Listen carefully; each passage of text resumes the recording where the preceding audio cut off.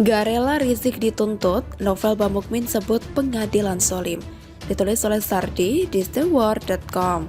Seperti yang kalian ketahui, Rizik dituntut 10 bulan penjara untuk kasus kerumunan Megamendung dan juga dituntut 2 tahun penjara untuk kasus kerumunan di Petamburan. Selain itu, juga ada tambahan pidana pelarangan berkecimpung dalam keormasan selama 3 tahun. Kalau kasus swab, mungkin bisa dituntut 3 tahun penjara. Mendengar tuntutan ini, tentu saja Rizik shock dan kaget sembari berdebar-debar. Pendukungnya mungkin sudah mulai kebakaran jenggot. Novel Bamukmin menilai tuntutan penjara 10 bulan dan 2 tahun penjara terhadap Rizik syarat dengan kepentingan politik. Menurutnya secara hukum, kasus kerumunan yang melibatkan Rizik tidak bisa dipidanakan. Jelas itu pengadilan zolim yang sudah jelas syarat kepentingan politiknya. Katanya, zolim? Hahaha, ngakak guling-guling. Tak usah ngaco bilang ini ada kepentingan politik. Dulu aksi 212 memangnya tidak ada kepentingan politik. Malah sangat jelas nuansa politiknya. Karma berbalik arah. Siap tanam, siap tuai. Kalau lawan bersalah harus dihukum. Dan kalau bisa penegak hukum ditekan dengan pengarahan massa yang dibui dengan lezatnya sebungkus nasi. Kalau mereka yang bersalah, itu namanya pemerintah zolim. Lucu banget lah orang ini. Novel menuding pemerintah selama ini memang selalu menargetkan para ulama untuk dikriminalisasi. Karena target rezim ini memang selalu mengkriminalisasi ulama, katanya. Menurut orang ini, Rizik itu harus dibebaskan. Tapi karena ada desakan pemodal yang bisa mengatur hukum, maka fakta hukum tidak bisa meringankan proses hukum yang bersangkutan. Maka sudah seharusnya HRS divonis bebas tidak bersalah karena semua kasus kerumunan tidak ada yang masuk dalam proses pidana, kata Novel.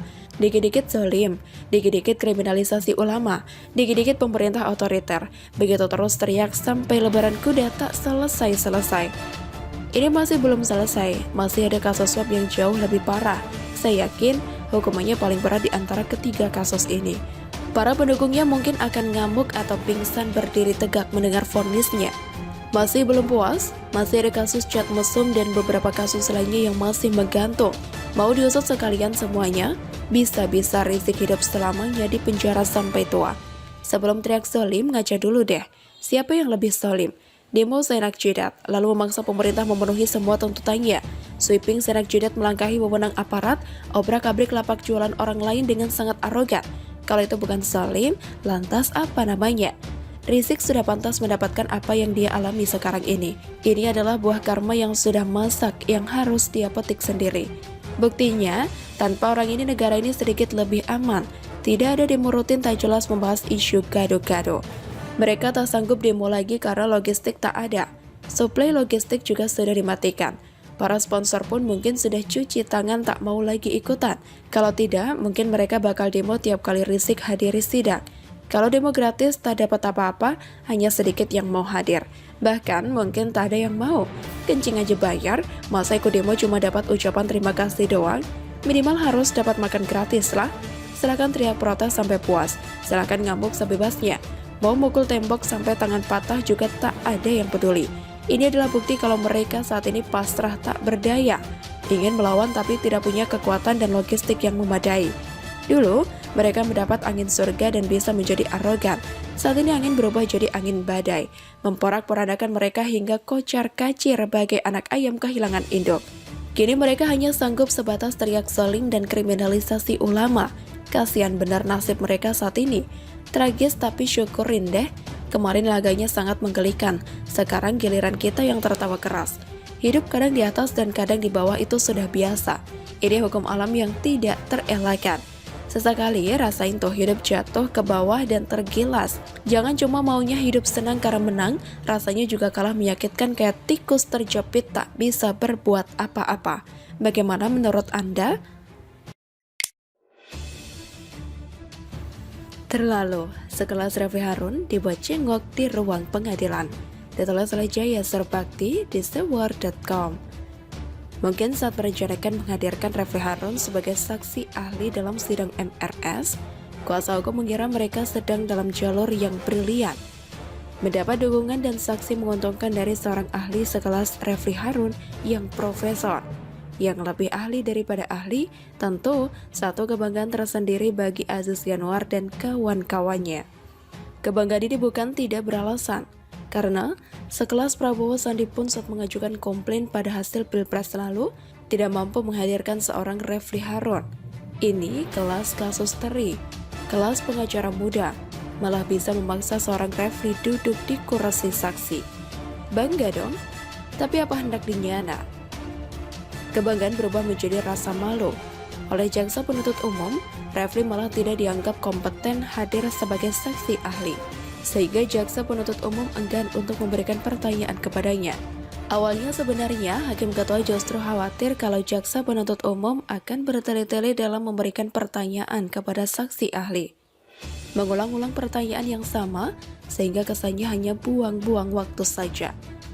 Selanjutnya untuk penuntut umum, kalau sudah ditanya jangan ditanya lagi ya, biar gak bertele-tele, gak selesai-selesai nanti, ujar Katwanto, Hakim Ketua di ruang sidang.